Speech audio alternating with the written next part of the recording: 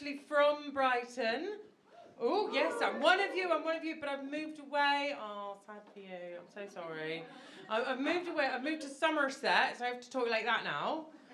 I've got 3 tractors, because that's the rules. Cut me and I bleed scrumpy. That's where I am now.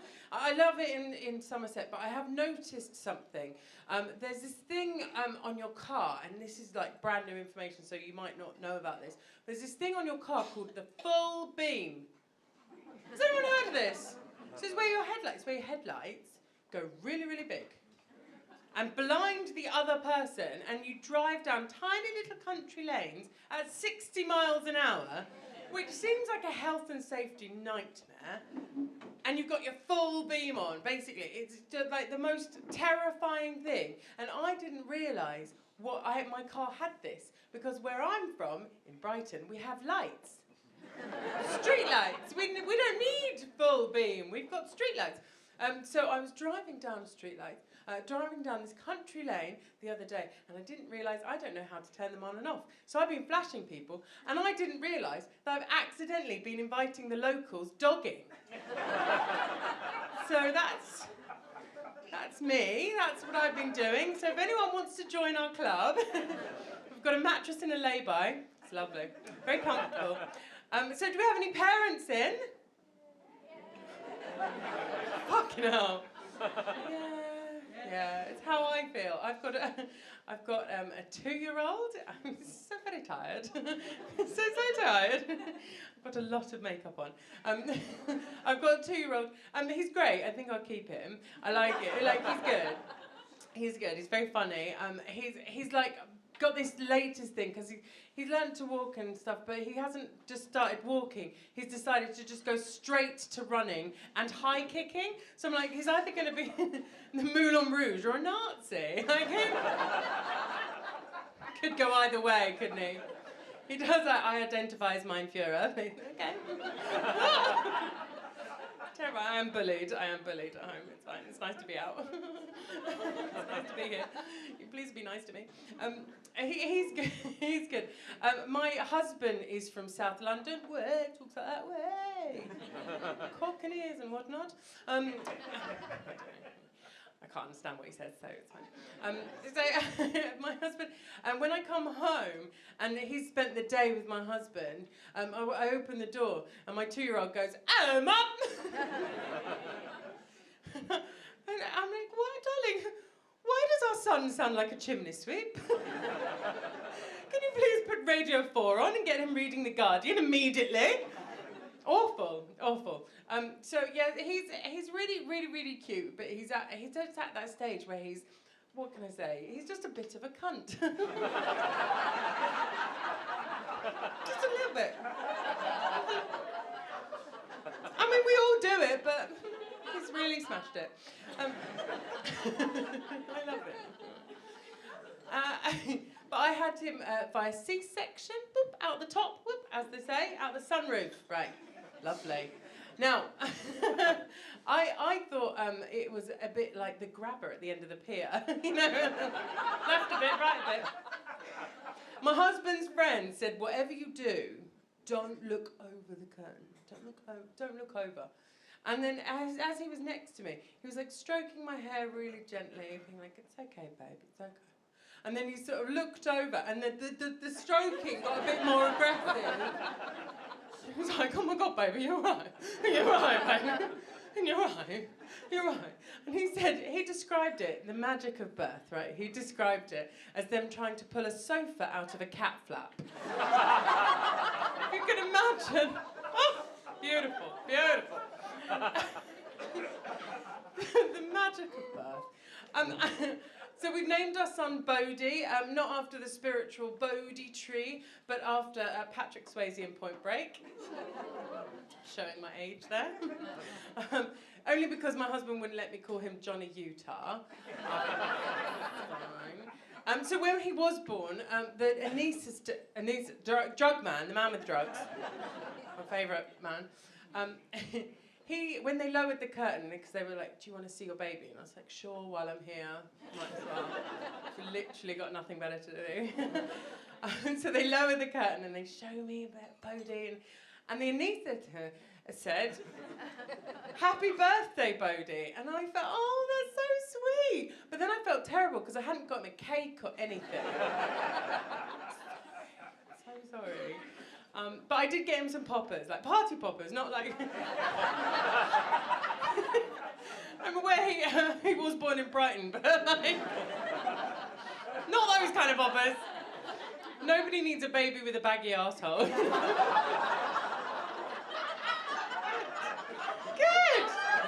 Good. Let's all get some liquid gold, everybody. Let's go. Brighton. So, yeah, I do have a bone to pick, though, with the nurse. So she said to me, right before the operation, she said, right, we're going to have to trim you downstairs. And I said, yep, sure, whatever you're into, that's fine. Go for your life, mate. I hadn't seen it in a while, didn't know what she was dealing with. So scary. So I wouldn't have minded, except from behind the curtain I could hear, all right. It had been a while, and she was like weed whacking, building up a sweat. All right. So I didn't know what style she'd gone for. Could have gone for anything. Didn't know what she'd gone for until I got home with the baby. They just let you take the baby home. It's mad. Like, I have no qualifications. Like, okay, this one, I'll just take it. He's still alive. It's fine. So I didn't know what style. So I got, looked in the mirror to see the damage, to see what was going on. And she cut my hair in what can only be described as the hairstyle of Rufio from Hook. Good. 3 people have seen it. That's good. So, if you haven't seen it, it's a film from 1994. Are you the young person? Yes, I could tell. Right. You think not? 1994. So before your time. It's a film starring Dustin Hoffman and Robin Williams. Do watch it. It's very good. Rufio is a character in it, and he's basically got 3 Mohicans on one head. Sprayed red. Where she got the red hairspray, I have no idea. So do watch it at Christmas. Get your family round and say, "Oh, that looks like Kate's fanny." You're welcome. You're welcome. Family friendly. I like that joke, and I never get that big a laugh, but I'm going to keep saying it because it makes me laugh, and that's the main thing. So it's weird as well when you're pregnant. Like people just come up and like touch your belly. They just come up and touch your belly. Like I wouldn't go up to a man with a beer belly and be like, "Oh, it's called Stella after your favourite beer. Oh, I love it. That's great. Too many Gregs. Oh, you're so cute." But this woman, I was doing a gig when I was quite heavily pregnant. This lady came up to me, older lady, little. I am quite tall, thank you for noticing. I'm quite tall. She's a little lady, and she sort of went, rookie error, she went underhand to touch my belly, which was a bit weird.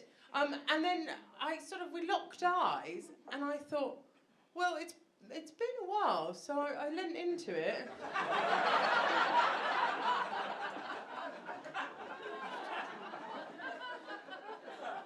She's like, "Oh, I really enjoyed your set." And I was like, "Okay."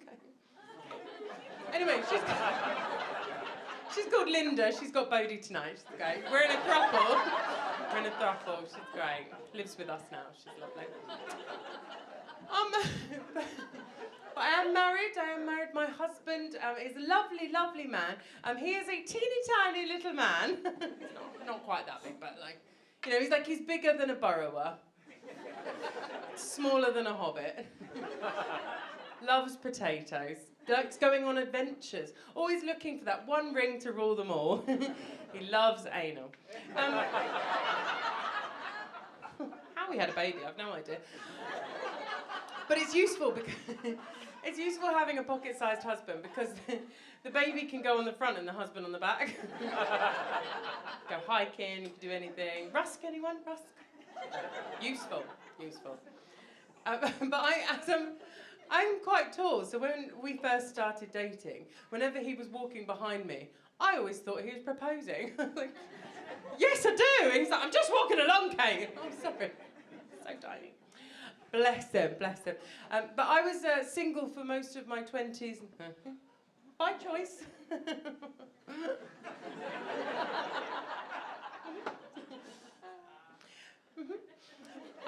So I was single, and my friends, all my happily married friends, said to me at the time, Kate, as soon as you stop looking,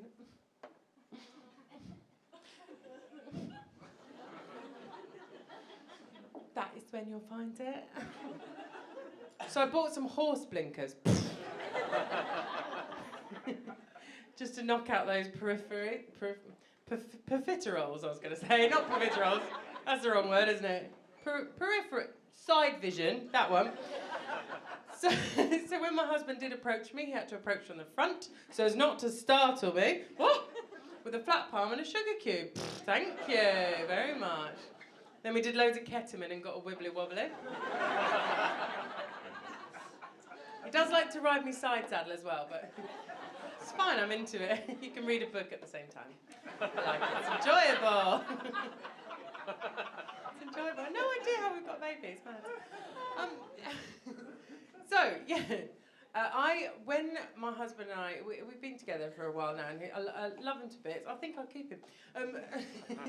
But I did something when I was in my 20s, desperate times call for desperate measures. I did something, and I wouldn't recommend this to anyone. I applied for a television dating show. Now, I used to say to people, do someone just hiss? Boom. So, oh no, you didn't. So I applied for it, and I used to say to people, can anyone guess what it was? But too many people said the naked one, and I was like, no, I don't want that image, you know, of my like fan noir on a 52-inch, you know. Just don't want that image in your head. But now I've said it, you're welcome. Can you imagine watching that TV programme, seeing your colleague on there, and going into work the next day, being at the photocopier, like, hello, Brian. Saw you on the telly last night. I didn't know you were, single or circumcised. So, like, it's just weird. So, I'll give you a clue. No like it. No liked it. Yes, I was on Take Me Out with Paddy McGuinness. If you haven't seen it, it's 30 slags in a row.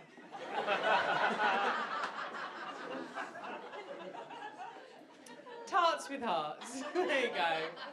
And one man comes down the love lift down the centre of these women, right? One man comes, and it's a bit like the goat being lowered into T-Rex's enclosure. Ah! No! We're like, yeah, I'll take it. It's great.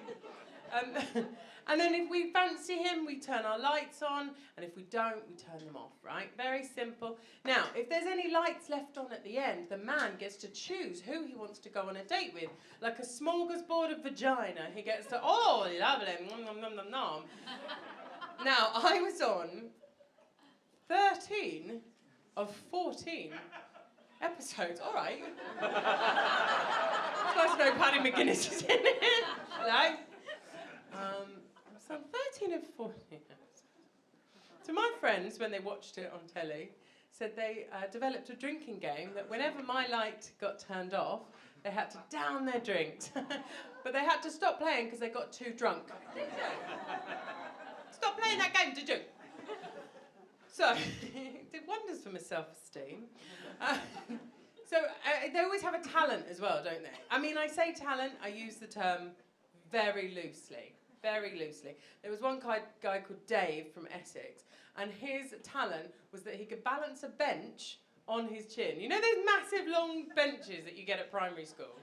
Like, on his chin. Like, at what point do you realise you can do that? Like, get those kids up. You can be like, oh my God, if he can balance my bench, he can balance a fanny. Oh, I love him. So fit.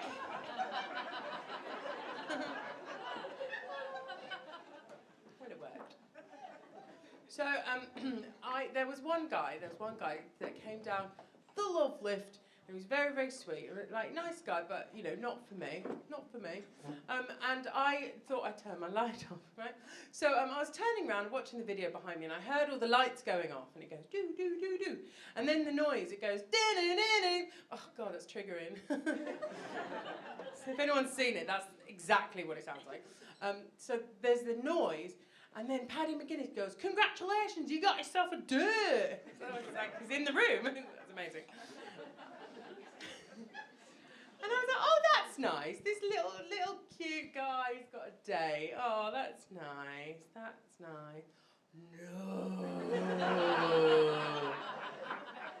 No. I was the only one with my light left on. So not only did I have to go on this date, I had to go on a date with a fucking wizard. If you watch it, it's true. It's all true. I'm the one called Kate and I look like this. Exactly the same. But it's great because we've been married now for a few years. Pocket size. Lovely. I love him. He's a bit little, but he's great. No, it's different guy. But can you imagine if I married from someone to take me out? That'd be so funny. Yes, I was single. Yes, I was on the dating apps. You know, have we got anyone on the dating apps? Oh, one person. Are you okay? Which one is it? TripAdvisor. Yeah. Sure. So I was on Bumble. Does anyone know Bumble? Now, with it, the women have to make the first move and send the first message, which is all well and good, unless you're me. So I sent one guy, "Hey, Gavin, would you prefer 3 massive testicles or 100 little ones?"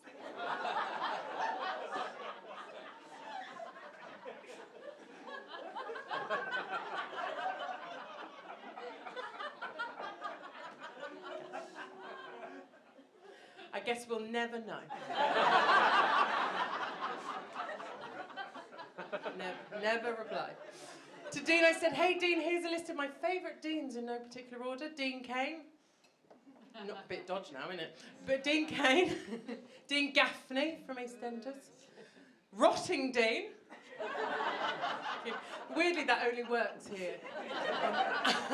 And of course you, and he replied, "Great, want to see my dick?" "Yes, please." Obviously. And then one guy tried to be flirty and I said, "Hey there, blue eyes," and he replied, "It's glaucoma." I mean, he was in his 80s, but you have to cast the net wide. My husband's a little bit older than me. There's a bit of an age difference. So he's 15 years older than me. But I'm only 20, so it's not that old. No, but he's a bit older than me. But it's great, because in the winter I can wear his scrotum as a snood. Stand behind me! It's great. Useful. But I'll leave you on this. I used to be on Tinder and I went off it. It was a horrible, horrible place. Didn't like it. The reason being is that there was one guy and his bio, he wrote a bit about me, how he was going to meet the love of his life. He wrote, "I want to crack an egg in your arse and fuck it until it scrambles." Wow. Honestly, he had more red flags than the end of Les Mis. Do hear the people singing a song about all together now. Okay, thank you. I love you all. I'm Kate McGann. Have a good night. Kate McGann, everybody! Right, we are going to go for a break, so get the drinks in, go to the toilet, go for some smokes. But one more time for Kate McGann!